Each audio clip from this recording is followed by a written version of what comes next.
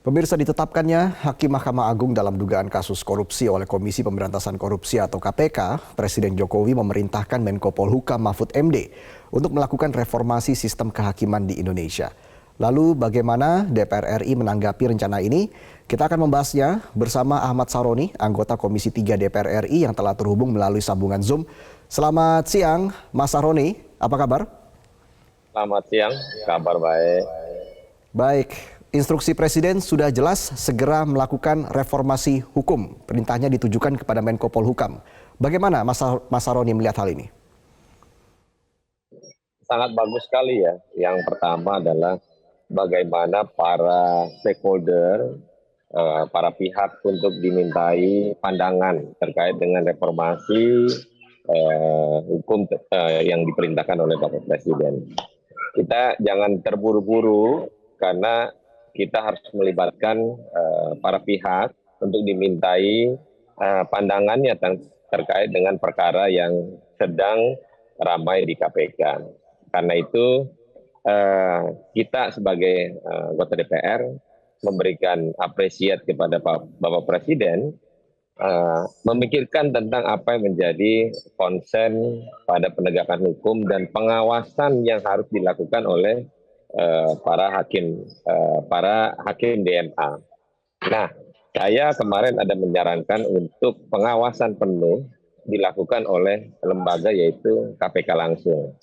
Kenapa? Karena untuk tidak terulang kembali hal-hal terkait dengan penegakan hukum di Mahkamah Agung. Ini penting karena selama ini kan tidak ada yang mengawasi. Nah, ini menjadi bagian tanggung jawab kita semua dan kita akan memintai pandangan-pandangan tentang pola pengawasan terhadap Mahkamah Agung.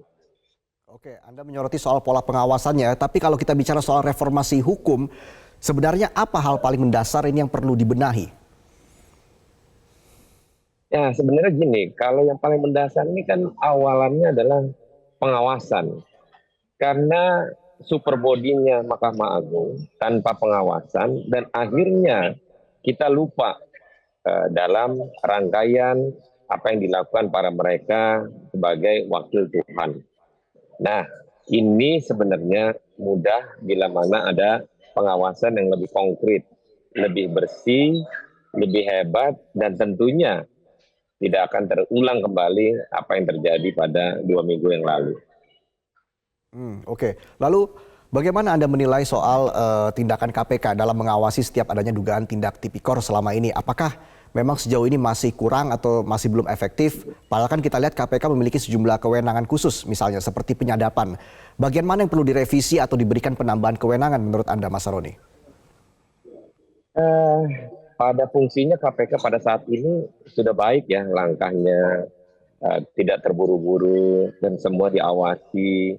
Nah, mungkin dalam pengawasan ini terang benderang untuk Mahkamah Agung pada faktor pengawasan yang lebih ketat mungkin ke depan ini adalah bagian dari kita semua jangan sampai tercela kembali pada masa era ke depannya.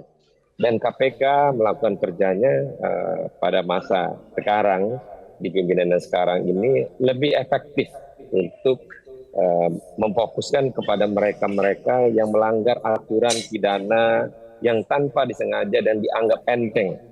Para mereka-mereka yang kiranya dianggapnya mereka bersih-bersih aja, mereka santai-santai aja. Dan ternyata kejadian itu sekarang terjadi dan lumayan kasusnya. Nah, ini bentuk daripada tanggung jawab pada mereka yang ada di Mahkamah Agung. Saya menyarankan untuk adanya pengawasan yang langsung dari KPK. Itu lebih konkret daripada ada lembaga pengawas yang mengawasi Mahkamah Agung. Baik, terakhir mungkin apa harapan Anda untuk Menko Polhukam agar ada gebrakan reformasi hukum sesuai dengan perintah dari Presiden? Nah, saya percaya apa yang akan dilakukan Pak Mahfud MD, Pak Menko Polhukam, karena beliau juga praktisi yang ahli di bidangnya.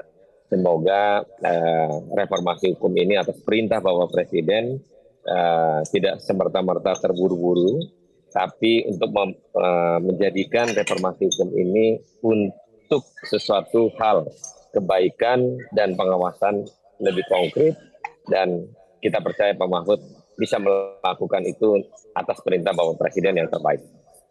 Baik, terima kasih anggota Komisi 3 DPR RI fraksi Nasdem, Ahmad Saroni, sudah bergabung bersama kami di Metro Siang.